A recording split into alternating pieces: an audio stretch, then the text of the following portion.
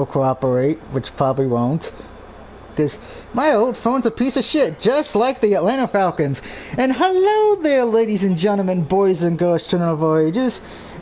It is the DAUG here, and of course, the gang. We have everyone's favorite 49ers fan, Mr. Dave. The only person I think my mom likes is a Colts fan, Mr. Jones. And it's time for the NFL Week 2 picks, aka, can we do better than what we fucking did last week? Because in Week 1, I go 7-9. Mr. Jones goes 7-9. Dave goes 6-10. We got our asses obliterated, destroyed. Too many teams came back that should not have. And then you have other situations where teams didn't show up at all. Which we're going to do a recap real quick in a second. And of course, then we're also going to go over the best and worst of Week 1. Who was the best and worst team? And then we're going to go to the news of Week 2 and get the picks going. So if you're new here, welcome to hell. Because I also got a special clip to play in a little bit, but that's neither here nor there. And this ain't PG, so... No, it's not. We don't do PG here. We don't do PG. If you want PG, I think you may want to watch the ESPN, because PG and this channel don't go together. Nope. It's like saggy titties and piercings. They don't go together. Naked women and cigars and... But, as a recap from last week, the Buccaneers barely got by the Dallas Cowboys, winning by 2 points, which everyone even gave credit to Cowboys. The Falcons, well, how can I describe the Falcons here? The Eagles performed Judge Dredd executions on them because the Eagles destroyed them. So, Eagles, the following sound clip is for you. So, if you're watching this with headsets, just know this might be a little loud. This is pretty much what I thought of the Eagles and Falcons, the Law and Order cue. We'll be hearing that again later. The Steelers made a comeback against the Bills. WKOP Cincinnati destroyed the Minnesota Vikings, proving you do not trust Kirk Cousins. And Joe we trust. That'll be the only time you hear that because of Joe Burrow. The 49ers looked like a team until the fourth quarter where the Lions almost made a comeback. It gave me a heart attack. The Titans decided not to know what football was against the Arizona Cardinals. My lock of the week was correct as the Seahawks beat the Colts. The Chargers beat the Washington Redskins football team, horse with no name. Sam Darnold got his revenge against the Jets as the Panthers beat the Jets. Team dysfunction out of Houston beat the Jaguars somehow. Cleveland showed that you need to at least score almost 40 plus points to beat the Chiefs as the Chiefs came back to win. Dolphins hold on to beat the Patriots. Green Bay Packers got destroyed by the Saints. So Green Bay Packers, this is for you.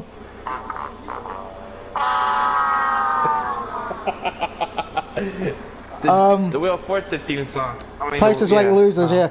Broncos did their job against the Giants. Chicago showed that maybe Andy Dalton's not the savior for the moment as they lost to the Rams. And then it was the highest rated Monday night game in years, and I say that because of the fact of, well, I'm going to pull up the thing. The Raiders did beat the Ravens though in overtime because, well, Ravens defense imploded, and the quarterback decided to, hey, I'm going to fumble the ball after my defense got it back in overtime. Because we're fucking stupid. Now, speaking of that game real quick, okay? This is all over, hold on. This is on the ESPN. But getting to I want to share. I'll send it to you in your messenger. No problem. Let's get to the best and worst of Week 1. Of course, if you're new to this, that's pretty much where we hand out the best and worst awards for each team for the week. So let's start with the worst one. I think we'll probably all be unanimous here. So before we get to the number 1, I just want to show out 2 honorable mentions. The 49ers. The only reason you're not the worst team this week is because you won. Granted, I will say this. You almost blew that game, which if you would have did that, I think everybody in San Francisco would have demanded the entire team be executed. Yeah, and we had injuries, so. So that's going to be interesting. We'll get to the injury list in a little bit. The only other team I'm going to say honorable mention who deserves it is the Tennessee Titans. And now I'm going to be nice to the Titans. The Atlanta Falcons. It seems like ever since that Super Bowl comeback the Patriots did against them, they have not been a team. Maybe it's just me, I don't know. But that's what it feels like. But the worst team of Week 1, I think we can all agree, it is the Green Bay Packers. Simply because they got destroyed by the New Orleans Saints. That was not a game. Aaron Rodgers did not look like a quarterback. Yeah, Jameis Winston, who had like I think 4 or 5 touchdown passes. So, and that brings me to a question. Question. Dave, who is your worst team of Week 1? The Packers. That's unanimous. How do you lose? How do you lose Jameis Winston? Like, he had a good game. Give him credit. And my good is the Texans. You did good. Good for the Texans. It was a coach that sucked. I'll get to my good team in a minute. Well, you already gave you a good team, so I don't blame you there. Mr. Jones, who was your worst and best team of the Week 1? He's not micro. He's not muted. I'm micro. He muted.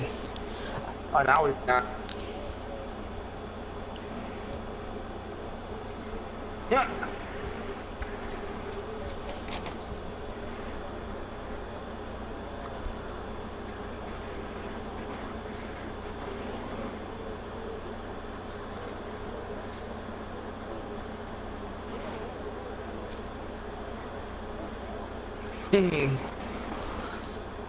I agree with that. That was the Aaron Rodgers Jeopardy host.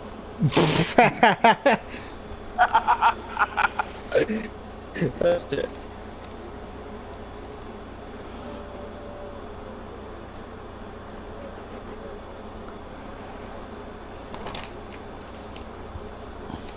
All right. As far as for my best team of Week 1, I'm going to give it to the Rams. Everyone thought Matthew Stafford was going to show up, but man, did he show up and surprise everyone with a lot of deep balls and all that. Rams look like a competent team. Be interesting to see what they do respectively. So let's get to what we're all here for. In case if you have not made your picks yet, you're listening now. Injury report, aka who's dead, in the sense. Well, not dead really, but who's pretty much on life support. Cleveland Browns head coach Kevin S. did announce today that Odell Beckham Jr. will not be playing Sunday against Houston. So keep that in mind. I do want to point out one thing with the Ravens-Raiders game, because before we get more injuries. They had a total of 15.29 million viewers, making it the most watched Monday Night Football Week 1 game since 2013. And the Manning casting, which me and my family watched of Peyton and Eli, drew 800,000 viewers on ESPN2. So congratulations to them. That was a success. Next injury report. This one's important because it's for the game tomorrow night. Now, I should point out, if you want to watch the Giants versus Washington, you have to have NFL Network because that's the only way you can watch it. It won't be on Fox, it won't be on NBC, it won't be on CBS, it'll be on the NFL Network. So if you don't have the NFL Network, you may want to try to find a radio station that's going to be calling the game. But as far as for that game, because it's the most important, the Giants will be without a few players. Linebacker Cam Brown, he's got a hamstring injury. He is out. Tight end Evan Engram is out with a calf injury. And guard Shane Loomis is out with a knee injury, so he will be out. And right now, running back Shaquan Barkley has a knee injury, but he is listed as questionable. As for the Washington team, running back Antonio Gibson, he is listed as unknown at the moment. But the big one is Ryan Fitzpatrick, the quarterback. As many of you know, he did get injured in the game Sunday against the Los Angeles Chargers. No problem. Also, a little bit more injury update. Cowboys defensive end Lawrence will be out to 6 to 8 weeks with a foot injury. And Raiders defensive tackle McCoy is out for the rest of the season as well. So there's your injury report. Plan accordingly if you have.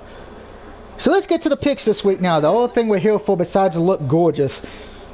So, the first game, which of course is tomorrow night on the NFL Network at 8:20. Don't forget there is a college football game on as well. So you got two choices. You can either watch Washington at home against the Giants on the NFL Network, or if you want to watch a little bit of college football, you can tune into ESPN at 8 o'clock to watch Ohio take on Louisiana. Just to give, I'll be flipping back and forth, but let's get to the first game. It is Washington at home against the Giants. Both teams coming off a loss. Washington looked a little bit better in their game. Giants kind of did do well, but unfortunately the final touchdown, I know everyone's going to be like, oh, they kept it close. If you watch that game, the game was really never that close in the fourth quarter. The touchdown was garbage time, 0 seconds on the clock. They didn't even bring out the field goal kicker to kick the 1 point. They were like, fuck it, let's go home. Washington is favored by 3.5 points right now at home. Now, this was a game I was hard time picking because of the injuries, but I'm going to take Washington here. They did play better than the Giants did in Week 1. I've liked Washington's defense a hell of a lot better. Plus, it's going to be interesting to see what the new quarterback for Washington can do, because if he plays well, this could be like a Tom Brady, Drew Bledsoe situation. When Drew Bledsoe got injured, Brady goes in, keeps the job. So that's what we're going to see here. Will Ryan Fitzpatrick get his job back when he's cleared, or is he just going to become a backup? We shall see. But I'm taking Washington at home tomorrow night. Who's going? You could go next, Mr. Jones.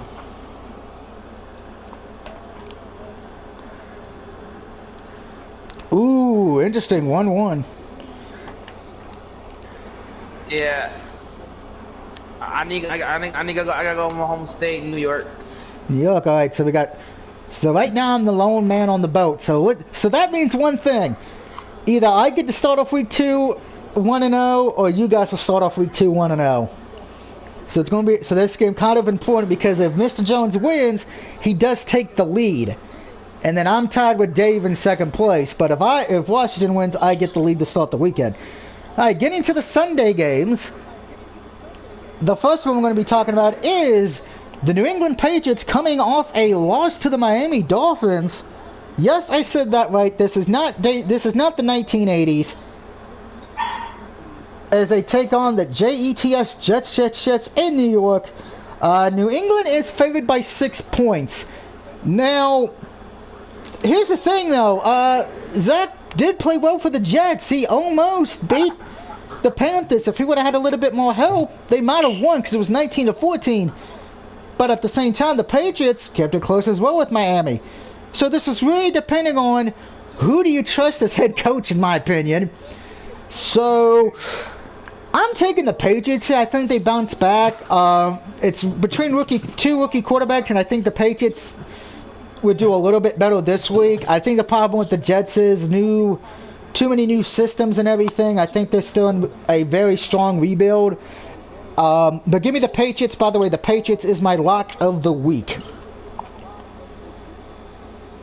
Oh, interesting.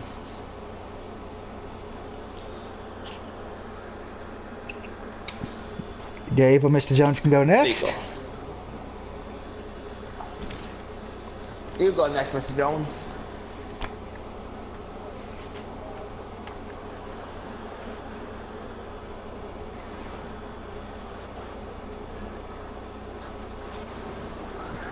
You going with the Patriots?